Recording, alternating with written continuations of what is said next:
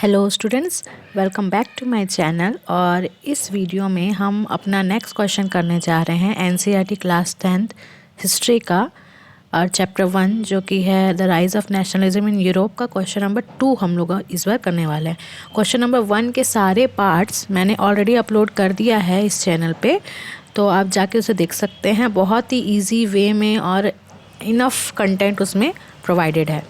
ठीक है, तो क्वेश्चन क्या है, what step did the French revolutionaries take to create a sense of collective identity among French people. तो किसी लड़ाई लड़ने के लिए हम लोग को क्या करना पड़ता है, एकता ज़रूरी है।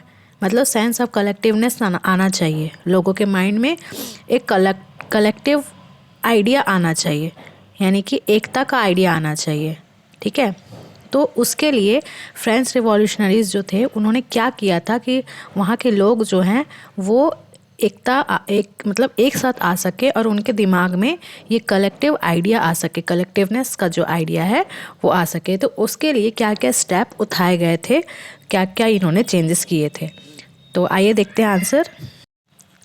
तो सबसे पहला स्टेप जो इन्होंने उठाया था वो है, मतलब सबसे पहला point, the revolutionaries introduced the idea of la patrie, which means the fatherland, and the la citoyen, which means the citizen। तो उन्होंने अपने लैंग्वेज में जैसे कि ला पैट्री और ला सिटोयन करके वर्ड्स निकाले थे। ठीक है, जिसका मतलब होता है, ला पैट्री का मतलब होता है द फादरलैंड, यानी कि जैसे ये जो है ये हम लोग का लैंड है, ये जो कंट्री है इसका जो ज़मीन है ये हमारा है, हमारे फादर का लैंड है। ठीक है, यानी कि हमारा लैंड है। और ला सिटोयन यानी कि हम जो है वो इसके सिटीज़न हैं, यहाँ पर रहने वाले हम नागरिक हैं, सिटीज़न हैं। तो इससे क्या हुआ कि एकता का भाव जागने लगा। ठीक है, सेकेंड स्टेप था, a new French try colour flag replace the former royal standard. तो पहले जो रॉयल यानी कि राजा महाराजा का जो फ्लैग होता था उसको हटा करके इन्होंने एक ट्राई कलर यानी कि 3 कलर का फ्लैग निकाला था, वाइट, ब्लू एंड रेड था शायद। ठीक है, तो ये कलर का, हाँ यही था, तो यही कलर का इन्होंने ट्राई कलर एक फ्लैग निकाला था जो कि पूरे नेशन का एक फ्लैग होता। ठीक है, राजाओं का अलग अलग फ्लैग नहीं होता, वहाँ एक फ्लैग होता जिससे यूनिटी क्रिएट होता। ठीक है, third is the States General was renamed as the National Assembly and elected by a body of active members. तो स्टेट्स जनरल जो था यानी कि ऐसा असेंबली, ऐसा मीटिंग, ऐसी एक ग्रुप जहाँ पर रूल बनाया जाए और जो कि बुलाया जाता है राजा के द्वारा, ना कि किसी गवर्नमेंट या किसी डेमोक्रेटिक कंट्री में कोई लीडर के द्वारा, एक राजा के द्वारा बुलाया जाता है और राजा ही उसे ख़त्म करता है। ठीक है, तो उसको बोलते हैं स्टेट्स जनरल। तो वो स्टेट्स जनरल को हटा के एक नेशनल असेंबली बनाया गया।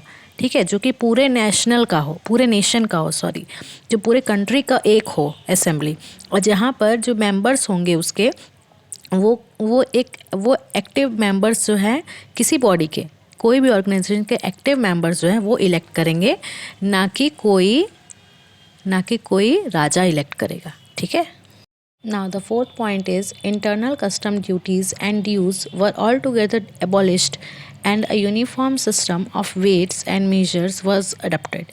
तो फिर क्या हुआ, उसमें इंटरनल कस्टम ड्यूटीज़ यानी कि ऐसे टैक्स, ऐसा पैसा जो किसी भी जो ट्रेड करता है, जो बिज़नेस करता है, अगर उसको सामान को अपने कंट्री से दूसरे कंट्री भेजना है तो उसमें जो टैक्स लगता है, उसमें जो पेमेंट करना होता है वो होता है इंटरनल कस्टम ड्यूटीज़। ठीक है, यानी कि सामान, गुड्स को एक्सचेंज करना, इधर से उधर लाना, एक कंट्री से दूसरे कंट्री में या दूसरे कंट्री से अपने कंट्री में लेकर आना।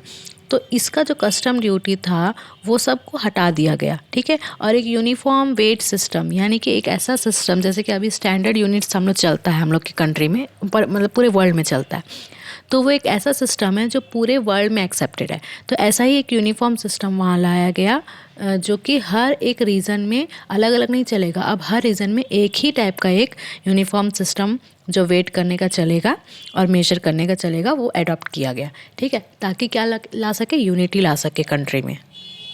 Now, fifth point is a centralized administrative system with uniform laws was introduced for all the citizen।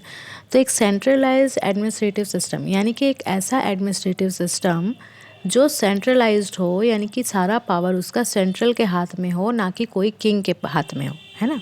Central जो गवर्नमेंट है, जो ग्रुप ऑफ पीपल जो गवर्नमेंट बनाती है, उनके हाथ में होना चाहिए।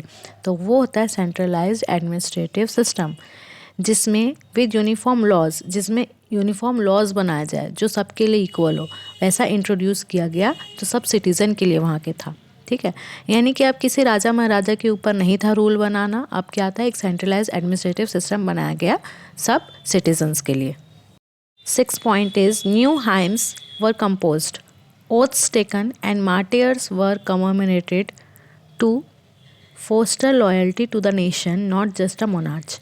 तो उसमें क्या हुआ, न्यू हाइम्स यानी कि नया सॉन्ग बोल सकते हैं, कंपोज किया गया, ओथ लिया गया, और मार्टियर्स यानी कि जो शहीद हुए लोग हैं उनको याद किया गया, उनको कमेमोरेट यानी कि याद करना, उनको याद किया गया ताकि नेशन के लिए, देश के लिए लोग लॉयल हो सकें, देश के लिए जो बलिदान दे रहा है उनके लिए लॉयल हो सके, ना कि एक राजा के लिए लॉयल रहे। ठीक है, तो इससे क्या होगा, देश में यूनिटी बनेगा, लोग देश की तरफ ज़्यादा अट्रैक्ट होंगे, ज़्यादा लॉयल रहेंगे, ज़्यादा अपनी ड्यूटी निभाएंगे, बजाय कि किसी किंग के पीछे रहें। ठीक है, और फिर फ्रेंच को एक नेशनल लैंग्वेज बनाया गया पूरे कंट्री का, मतलब एक सिंगल लैंग्वेज फ्रेंच को। ठीक है, तो I hope you like the video. Thank you, bye bye.